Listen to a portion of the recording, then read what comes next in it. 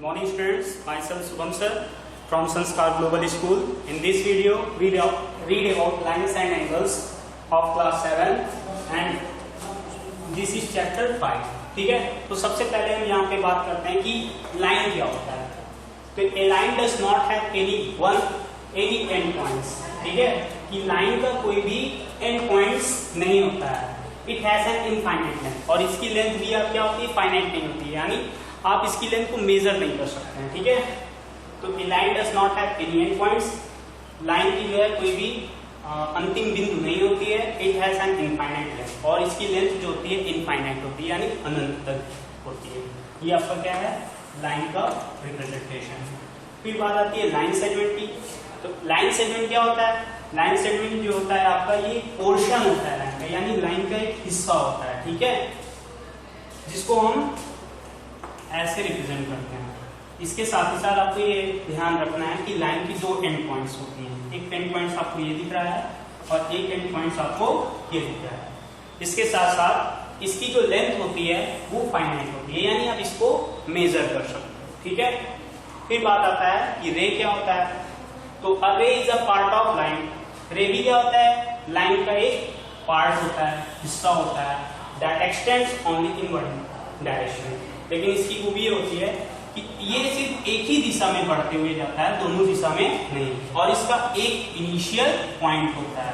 ये देखिए, जहां से इनिशियल पॉइंट होता है उसी के एक डायरेक्शन में क्या होता है, ये बढ़ते चला जाता है. ठीक है, ये आपका लाइन हो गया, लाइन सेगमेंट हो गया और आपका क्या हो गया, रे हो गया. ठीक है, अब बात आती है आपका कि एंगल क्या होता है.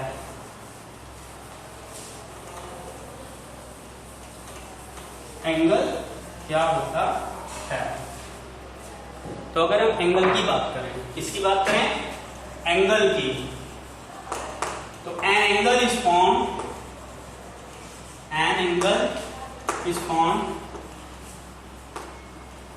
when two lines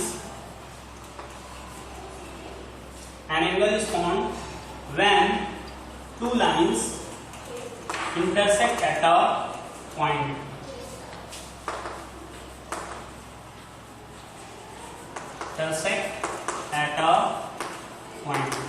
यानी एंगल का फॉर्मेशन तभी होता है जब दो लाइंस आपस में क्या करते हैं, इंटरसेक्ट करते हैं. इंटरसेक्ट कहने का मतलब होता है एक दूसरे को काटते हैं.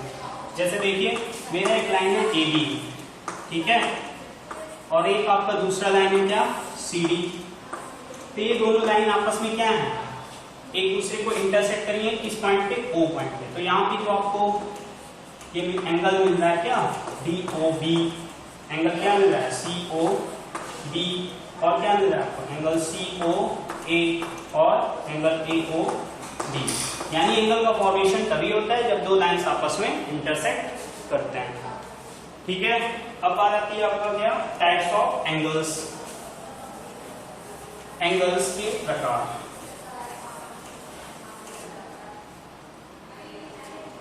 Types of angles. Types of angles. Angles के प्रकार. तो सबसे पहले आपको इसमें क्या जानना है कि क्या होता है कॉम्प्लीमेंट्री एंगल्स. Complementary angles. तो अगर कोई बात करें कॉम्प्लीमेंट्री एंगल्स की, तो two angles are called complementary angles. Two angles are called complementary angles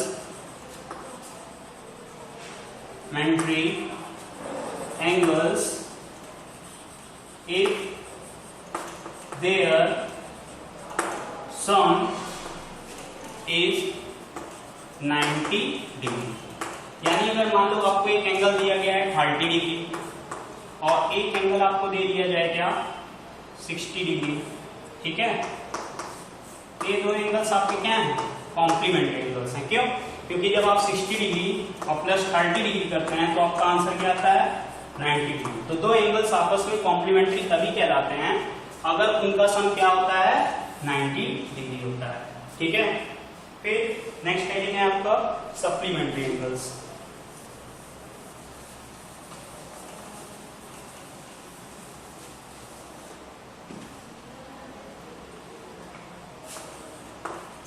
supplementary angles, इसका डिफिनेशन होती है two angles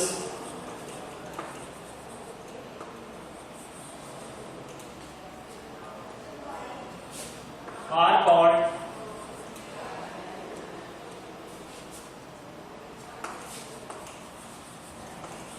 supplementary angles. Two angles are called supplementary angles if their sum is 180 degree. दो angles आपके supplementary angles तभी कहलाते हैं जब उन दोनों का सम क्या हो 180 डिग्री हो। मान लीजिए आपको एक एंगल दिया गया हो क्या 120 डिग्री का और एक एंगल आपको दे दिया जाए क्या 60 डिग्री का। ये दोनों एंगल्स आपके क्या हैं सप्लीमेंट्री एंगल्स हैं। क्यों? क्योंकि जब आप 120 डिग्री और प्लस 60 डिग्री करते हैं तो क्या आता है 180 डिग्री। यानी अगर कोई भी दो एंगल्स का सम 180 डिग्री हो जाए तो क्या कहलाता है आपका सप्लीमेंट्री एंगल्स। ठीक है, two angles are called supplementary angles if their sum is 180 degree. Next आपके हेडिंग है क्या एडजेसेंट एंगल्स।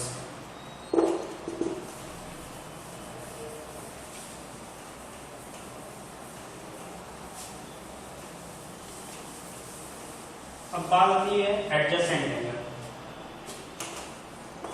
एडजेसेंट एंगल्स, अगर हम एडजेसेंट एंगल्स की बात करें तो क्या होता है two angles are called adjacent angles. Two angles are called adjacent angles. दो एंगल्स एडजेसेंट एंगल्स तभी कहलाते हैं इफ, पहली क्या कंडीशन होनी चाहिए उसमें if they have common vertex। ठीक है, पहली कंडीशन ये होती है कि उनके दोनों एंगल्स का वर्टेक्स क्या होना चाहिए कॉमन होना चाहिए। दूसरा they have common arc। दूसरा क्या होना चाहिए कि एक भुजाओं में दोनों में समान होनी चाहिए, मतलब कॉमन होनी चाहिए। और third non common arms, non common arms are on the either side of the common arm. और जो आपकी नॉन कॉमन आर्म है वो क्या होना चाहिए कॉमन आर्म के दोनों तरफ होना चाहिए। यानी कि आपको अगर इसको समझाना है तो कैसे समझाएंगे। मान लीजिए आपका है एक ऐसे फिगर दिया जाता है, ठीक है, ये है आपका ए पी ओ और ये सी। तो यहाँ आप देखिए दो एंगल्स देखने को मिल रहे हैं, एक एंगल सीओबी, एक एंगल बीओए। तो ये दोनों एंगल्स हम कह रहे हैं एडजेसेंट एंगल्स हैं।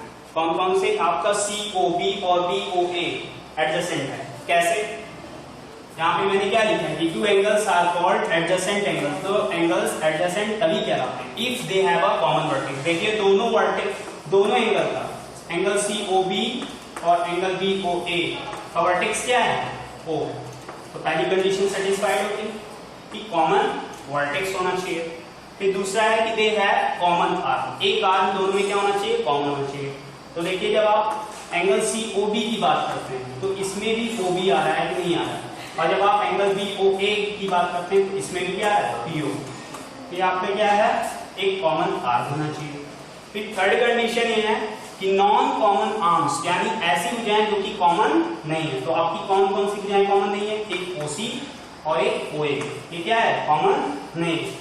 On the either side of the common arm. ये दोनों भुजाएं क्या होनी चाहिए, कॉमन आर्म के आइदर साइड, यानी कि अगर ये कॉमन आर्म है आपका तो एक नॉन कॉमन आर्म इधर बना लीजिए और एक कॉमन आर्म अगर आपको इधर मिलता है तो ये क्या कहलाता है, आपका एडजेसेंट एंगल्स कहलाता है। ठीक है, देख लीजिए।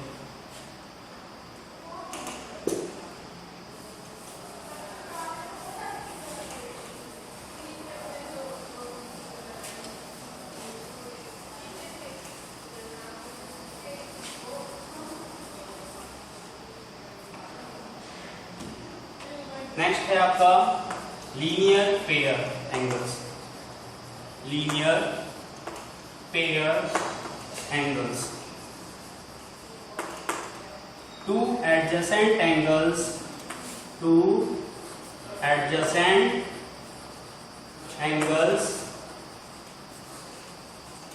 are called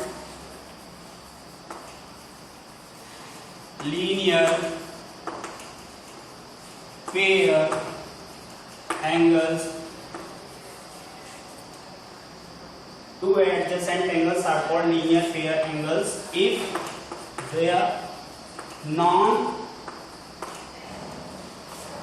the non-common arms are opposite rays, that is in a straight line, that is forming a straight line, forming a straight line। ठीक है, लीनियर पेयर एंगल्स कह रहा है कि दो एडजेसेंट एंगल्स। अभी अभी आपको मैंने बताया था कि एडजेसेंट एंगल्स में क्या होता है,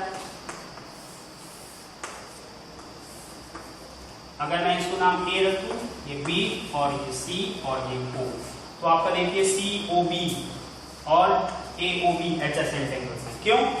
क्योंकि इनके बीच में एक कॉमन वर्टेक्स है, एक कॉमन आर्म है और एक जो नॉन कॉमन आर्म है वो कॉमन आर्म के आइदर साइड पे, दोनों दिशाओं में। ठीक है, तो लीनियर पेयर एंगल्स किसे कहते हैं, दो एडजेसेंट एंगल्स को आप लीनियर पेयर एंगल्स तभी कह सकते हैं if the non common arms, non common arms कौन सी हैं, एओ और ओसी, अगर ये दोनों आपस में क्या हो जाए, एक दूसरे के अपोजिट हो जाए। जैसे ये आपका ओए है, ये इधर एकदम जा रहा है आरएचएस में राइट हैंड साइड, इसी के जस्ट उल्टा अगर आपका ओसी जाने लगे, ठीक है, तो ये क्या हो गया, आपके अपोजिट रेस बन रहा है कि नहीं, एक ओए और ओए के अपोजिट कौन सा रेस बन रहा है, ओसी।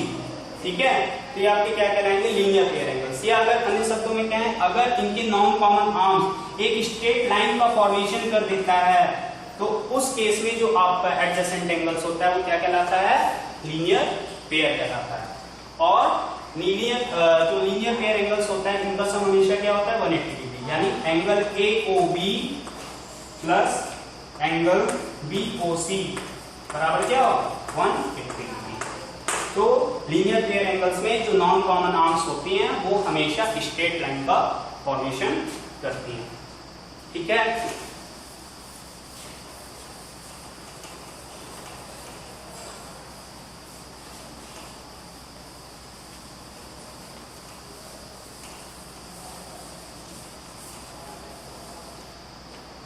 नेक्स्ट है आपकी हेडिंग पेयर्स ऑफ लाइन। इसमें जो आपका पहला हेडिंग आता है वो आता है क्या, intersecting lines. Intersecting lines, two lines are called intersecting lines.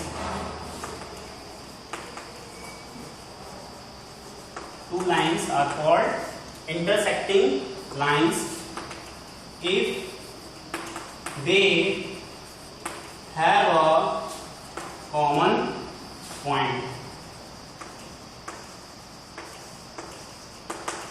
यानी अगर दो लाइन हैं, एक मान लीजिए आप लाइन है AB और एक लाइन है आपकी CD, ये दोनों लाइन आपस में इंटरसेक्टिंग लाइंस इसलिए कह रहे हैं क्योंकि इन दोनों के बीच में एक कॉमन पॉइंट पाया जा रहा है वो।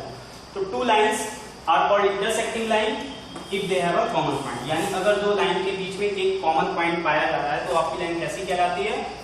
Intersecting line. यानी AB और CD कैसी लाइन है आपकी? इंटरसेक्टिंग लाइन से।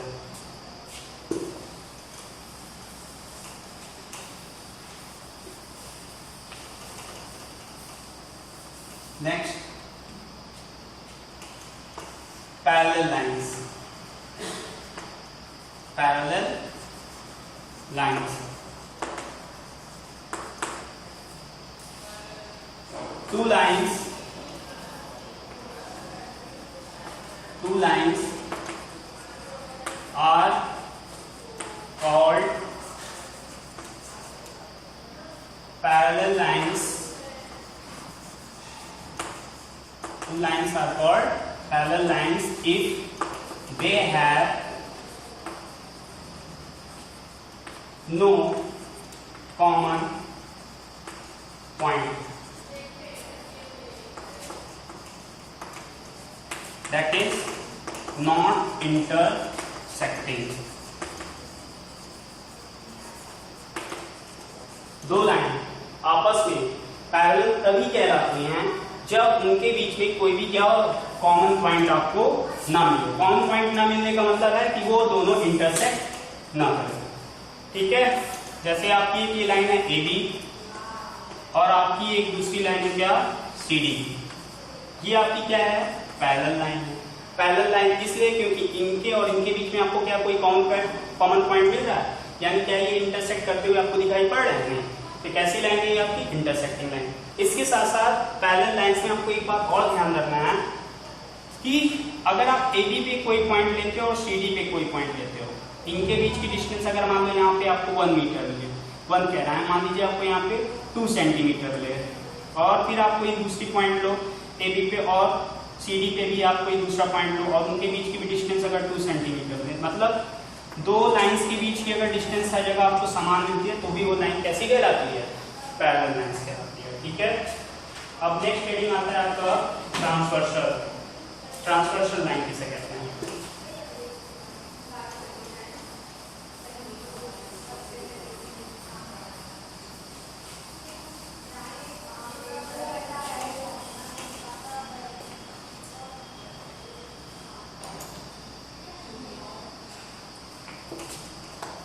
If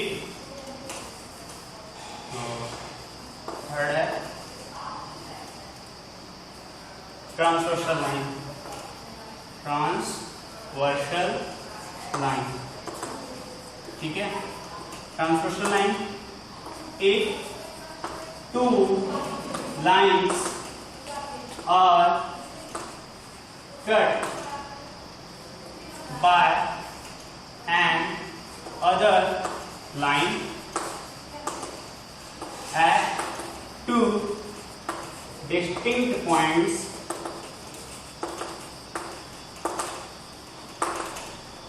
then that line is known as transversal line। यानी क्या कह रहा है ट्रांसवर्सल? अगर दो लाइंस आपको दी गई है, मान लीजिए आपको एक लाइन L दी गई है और एक लाइन आपको M दी गई है, ठीक है। If two lines are cut by another line, और इन दोनों लाइन को एक दूसरी लाइन कट कर रही है जिसका नाम हमने N दिया गया है। एक मान लीजिए आपको E बिंदु पर कट करते हुए दिख रहा है और एक आपको F बिंदु पर कट करते हुए। तो ये कह रहा है if two lines, अगर दो lines are cut by another line, किसी तीसरे लाइन के द्वारा काटा जाता है दो अलग अलग बिंदुओं पर, तो आपका जो ये लाइन होता है जो कि दो लाइंस को कट कर रहा है, वही आपका क्या कहलाता है? Transversal line. तो यहाँ पे अगर कोई पूछे कि ट्रांसवर्सल लाइन के रूप में कौन भी हेल्प कर रहा है, तो आपका N जो है ये क्या है? Transversal line.